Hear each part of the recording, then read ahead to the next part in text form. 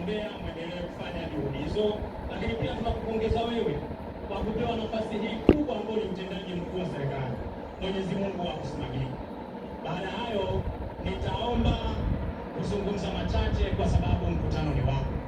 Cha kwanza, Mheshimiwa Waziri Mkuu, nitaomba sana kuangalia changamoto ya vijana wetu ambao ni bodaboda. Vijana wetu hawa wako maeneo ambayo sio rasmi, lakini vijana hawa bado wanachangia pato la serikali.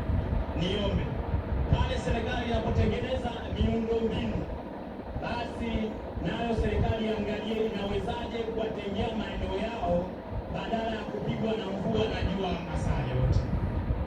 Lakini la pili, niombe wajasiriamali hawa sasa wako maeneo ambayo sio rasmi.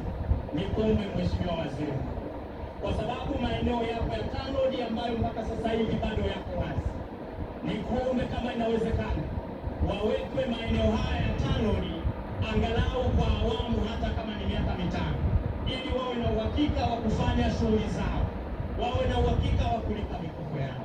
Mheshimiwa Waziri Mkuu, naomba sana hilo uliangalie kwa manufaa ya wajasiriamali. Lakini pili, kama itakupendeza Mheshimiwa, ninaomba kama itakupendeza tuangalie kituo cha stendi ambacho ni daladala. Kama itawezekana, basi uweze kuhamisha kutoka TANROADS kuja halmashauri ili iweze kusimamiwa vizuri Mheshimiwa. Lakini la mwisho, Mheshimiwa, wilaya yetu ni mpya, nikuombe sana uangalie kutusaidia, kwa sababu ni wilaya mpya.